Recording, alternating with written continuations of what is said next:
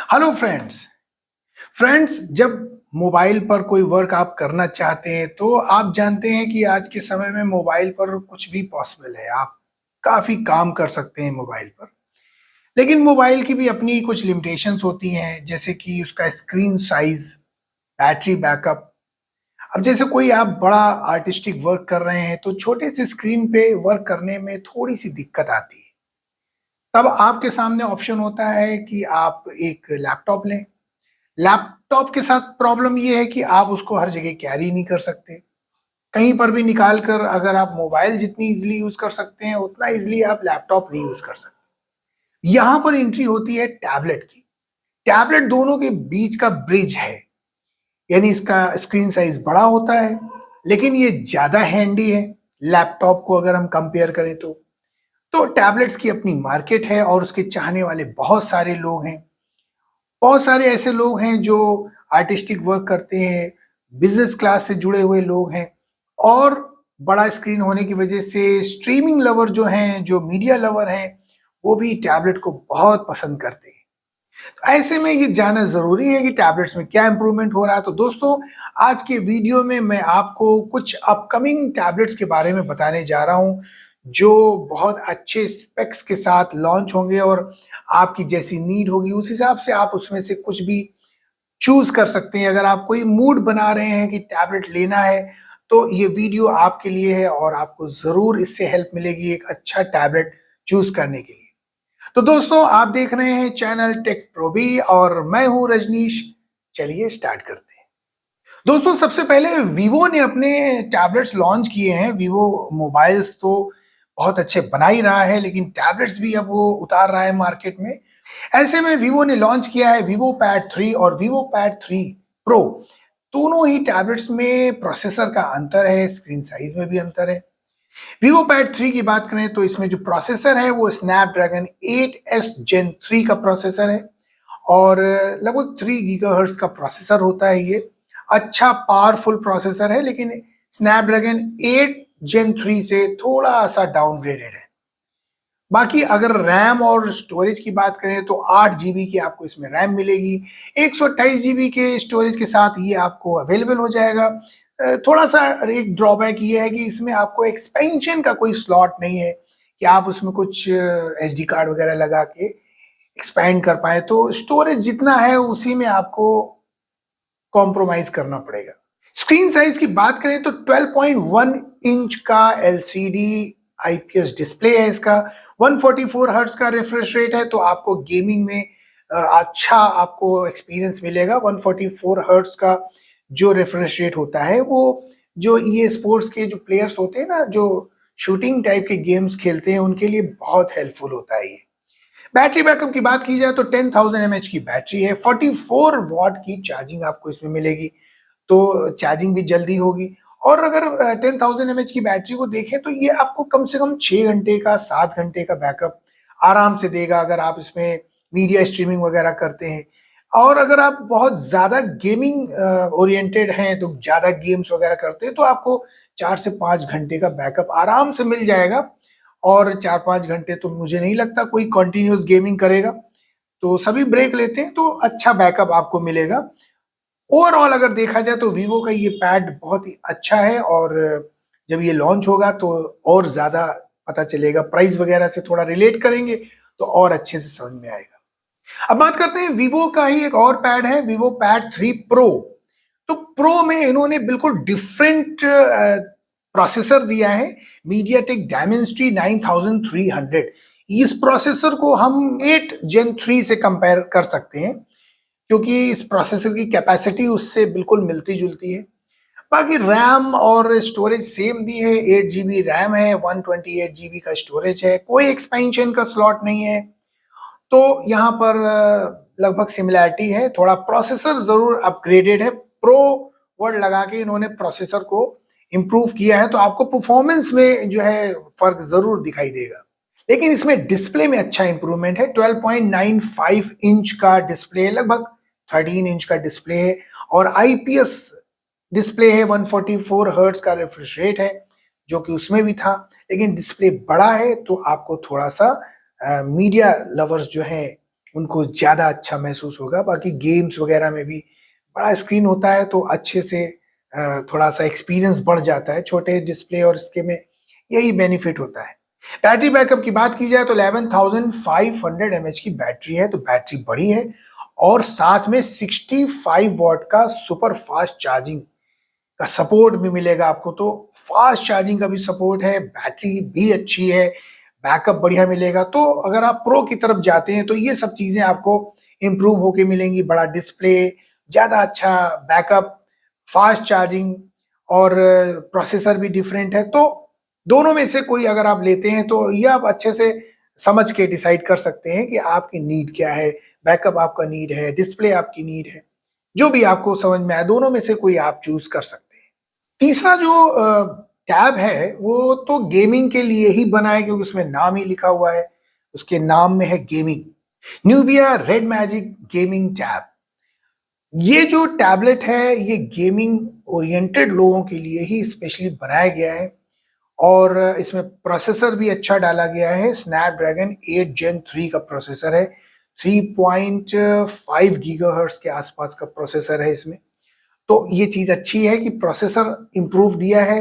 आप ये समझिए कि जो 8 एलीट है उसके जस्ट पहले का वर्जन इसमें है, तो परफॉर्मेंस में कोई बहुत बड़ा कॉम्प्रोमाइज आपको नहीं करना पड़ेगा। एक और बेहतरीन चीज है इसमें कि 12 जीबी की रैम है, रैम ज्यादा है। 256 जीबी का आपको स्टोरेज मिलेगा। एक्सपेंशन जरूर इसमें नहीं है, लेकिन फिर भी स्टोरेज बहुत अच्छा मिल रहा है आपको इसमें। तो स्टोरेज और रैम को देखते हुए इस टैब को गेमिंग ओरिएंटेड लोगों को तो सजेस्ट किया ही जा सकता है। बस यहाँ पर थोड़ा सा एक ड्रॉबैक मुझे लगता है, वो ये है कि इसका जो डिस्प्ले है वो छोटा है। 10.9 इंच का डिस्प्ले है। बाकी आईपीएस डिस्प्ले है, 144 हर्ट्ज का रिफ्रेश रेट वगैरह सब कुछ है, लेकिन डिस्प्ले छोटा है। एक फायदा मिल सकता है अगर आप दूसरी चीजों को साइड में रख दें, वो ये है कि अगर आप इसमें कंट्रोलर लगाते हैं, जो हैंड हेल्ड कंट्रोलर्स आते हैं, उसमें आप इस टैबलेट को फिक्स कर दीजिए तो एक हैंड हेल्ड कंसोल की तरह आपको फील देगा। क्योंकि जो बहुत बड़े टैब होते हैं उनको उसमें कंट्रोलर में लगाकर यूज करने में तो दिक्कत आती है, लेकिन इसका जो साइज है थोड़ा सा पिक्यूलियर बनाया गया है, पर्टिकुलर बनाया गया है कि सिर्फ गेमिंग करनी है हैंड हेल्ड कंसोल की तरह बनाकर। बहुत अच्छी चीज मुझे लगती है। छोटा डिस्प्ले जरूर है और चीजों को थोड़ा सा अगर आप साइड में रखें तो गेमिंग ओरिएंटेड, जैसा कि नाम है इसका गेमिंग टैब, तो उस पर्पज से ये बहुत बेहतरीन 10,100 एमएच की बैटरी है और 120 वॉट का super fast charging. Battery drain हुई, आपने गेमिंग करी, बैटरी जल्दी ड्रेन हो गई, कोई दिक्कत नहीं है। आप लगाइए, प्लग इन करिए, 15 से 20 मिनट में 50% के आसपास बैटरी आपकी चार्ज हो जाएगी। फिर से उठाइए, फिर से गेमिंग करिए, ज्यादा वेट करने की जरूरत नहीं है। तो इन्होंने बैटरी बैकअप अगर कम किया है तो वहां पर उन्होंने चार्जिंग फास्ट करी है, वहां से उसको कवर करने की कोशिश करी है चार्जिंग के थ्रू। ओवरऑल अगर मैं कहूं तो गेमिंग पर्पज से ही अगर आपको टैबलेट लेना है तो ये टैबलेट आप कंसीडर कर सकते हैं। टैबलेट में वन प्लस ने भी अच्छी फील्ड बना रखी है। पहले वन प्लस के जो टैब्स लॉन्च हुए हैं उन्होंने अच्छी परफॉर्मेंस दी है और थोड़ा सा एक खास चीज होती है वन प्लस के टैबलेट्स में, इनका जो डिस्प्ले का रेशियो होता है वो अलग होता है। मतलब दूसरे जो टैबलेट्स हैं उनको अगर देखें तो यहाँ पर इनका जो डिस्प्ले होता है वो थोड़ा विथ में ज्यादा होता है। बेनिफिट क्या है, देखिए अगर आप सिर्फ मीडिया स्ट्रीमिंग करते हैं तो वहां पर एक स्टैंडर्ड रेशियो होता है 16:9 का। तो कोई दिक्कत नहीं है, अगर 16:9 का अगर आप टैबलेट लेते हैं तो आपका पूरा फुल स्क्रीन व्यू मिलेगा आपको। लेकिन अगर आप कुछ अदर वर्क भी करना चाहते हैं, जैसे कुछ आप आर्टिस्टिक वर्क करना चाहते हैं, कलर कैलिब्रेशन वाली चीजें कुछ करना चाहते हैं, ऐसा कुछ वर्क अगर आप करते हैं तो वन प्लस का टैबलेट यहाँ पर यूजफुल होता है, क्योंकि वो ज्यादा विथ देता है, उसका रेशियो दूसरा है। यहाँ पर वन प्लस एक स्पेशल क्लास को टारगेट करता हुआ दिख रहा है। तो वन प्लस ने जो लॉन्च किया है वो है वन प्लस पैड प्रो और स्नैपड्रैगन 8 जेन 3 का प्रोसेसर इसमें पड़ा हुआ है। दोस्तों आप देख रहे हैं कि 8 जेन 3 के प्रोसेसर ही ज्यादातर इस समय टैबलेट्स में आ रहे हैं और आने वाले टैबलेट्स में भी यही आपको मिलेंगे, क्योंकि ये जो टैबलेट्स है ना ये थोड़ा मिड रेंज में मैंने उठाए हैं। अगर आप बहुत हाई रेंज में आप जाते हैं, एक्सट्रीम्स में जाते हैं, तो आपको वहां पर 8 एलीट के भी प्रोसेसर्स मिल सकते हैं। बाकी आईपैड वगैरह फिर आ जाएंगे।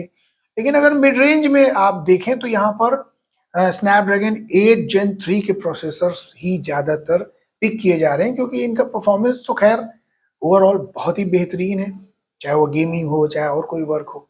8 GB और 128 GB यही कॉम्बिनेशन इसमें भी दिया गया है और नॉन एक्सपेंडेबल है। थोड़ा सा ही मुझे समझ में नहीं आ रहा कि ये टैबलेट्स में एक्सपेंशन का ऑप्शन क्यों नहीं दे रहे हैं। मतलब टैबलेट है, इतना बड़ा हैंड हेल्ड आइटम है, तो अगर कुछ डेटा बंदा स्टोर करना चाहता है तो एक एक्सपेंशन का ऑप्शन होना चाहिए, एक एसडी कार्ड का ऑप्शन होना चाहिए। एसडी कार्ड में हमने डेटा अपना सेव कर रखा है और जब हम उसको चाहें यूज कर लें। एक्सपेंशन देना चाहिए मेरे हिसाब से, क्योंकि टैबलेट में एक्सपेंशन एक नीड है। 12.1 इंच का डिस्प्ले है, आईपीएस डिस्प्ले है, 144 हर्ट्ज का रिफ्रेश रेट है। तो आप देख ही रहे हैं कि 144 हर्ट्ज का रिफ्रेश रेट लगभग सब में आपको मिल रहा है। तो ओवरऑल 12 इंच का जो डिस्प्ले साइज होता है वो मेरे हिसाब से टैब के लिए बिल्कुल बेस्ट साइज होता है। इससे बड़ा अगर टैब है तो थोड़ा सा हैंडल करने की दिक्कत हो सकती है, थोड़ा छोटा है तो मीडिया स्ट्रीमिंग में आपको थोड़ा मजा कम आएगा, बस इतना हो सकता है। 12 इंच एक स्टैंडर्ड लगता है, मेरा पर्सनल अपना सोचना है ऐसा। 9510 mAh की बैटरी इसमें दी गई है, 67 वॉट की सुपर वूक चार्जिंग दी गई है, तो चार्जिंग का भी कोई इशू नहीं है। और आप लगभग 15 से 20 मिनट अगर आप चार्ज करेंगे तो लगभग 50% 40% बैटरी चार्ज हो जाएगी, तो आपको जल्दी से जल्दी वर्क करने में आसानी रहेगी। टैबलेट की बात की जाए और Xiaomi का नाम ना लिया जाए तो ऐसा हो ही नहीं सकता। Xiaomi का जो टैबलेट आ रहा है वो Xiaomi Pad 7 Pro आ रहा है और Xiaomi के पैड्स बहुत अच्छे चल रहे हैं, बहुत जबरदस्त परफॉर्मेंस दे रहे हैं और पब्लिक में अच्छी डिमांड है, पब्लिक में उनकी एक अच्छी ग्रेविटी है, अच्छी रेपुटेशन है। जो ये पैड 7 प्रो आ रहा है इसमें स्नैपड्रैगन 8S Gen 3 का प्रोसेसर पड़ा हुआ है, तो 8S प्रोसेसर है, थोड़ा सा ये ध्यान रखने की बात है, क्योंकि जो स्नैपड्रैगन 8 Gen 3 है उससे थोड़ा सा एक स्टेप नीचे है ये। लेकिन स्नैपड्रैगन 8 Gen 3 पूरा होता तो खैर मजा ही आ जाता। बाकी स्टोरेज इसमें वही है, 8 GB की रैम है, 128 GB का आपको स्टोरेज मिलेगा और एक्सपेंशन इसमें भी नहीं मिलेगा। 11.2 इंच का डिस्प्ले है, 144 हर्ट्ज का रिफ्रेश रेट है इसमें, तो डिस्प्ले थोड़ा सा 12 इंच से छोटा है। बाकी मैनेज किया जा सकता है, क्योंकि 11.2 इंच भी कोई बहुत छोटा नहीं है। आप इसमें गेमिंग भी अच्छे से कर पाएंगे और आप इसमें वर्क भी अच्छे से कर पाएंगे, जो भी आप प्रोफेशनल वर्क अपना करना चाहते हैं, चाहे तो वो स्टडी से रिलेटेड हो चाहे बिजनेस से रिलेटेड हो, कुछ भी वर्क कर सकते हैं आप इसमें। Xiaomi के पैड्स की परफॉर्मेंस अच्छी होती है, डिस्प्ले भी इनका बहुत बेहतरीन होता है। 8850 mAh की बैटरी है, 10,000 mAh होता तो इस टैब का कोई जोड़ नहीं होता, लेकिन बैटरी इन्होंने कम कर दी है, थोड़ा सा उसको स्लिम बनाने की कोशिश करी है, वेट कम करने की कोशिश करी है। इन सब चीजों में सबसे पहले बैटरी ही कम होती है, क्योंकि सबसे ज्यादा वेट और सबसे ज्यादा स्पेस वही लेती है। बाकी इसमें भी इन्होंने फास्ट चार्जिंग दी है, सुपर फास्ट चार्जिंग 67 वॉट की दी है और ऐसा क्लेम भी कर रहे हैं कि अगर आप 20 मिनट चार्जिंग पे लगा देंगे तो लगभग 40 से 45% बैटरी चार्ज भी हो जाएगी।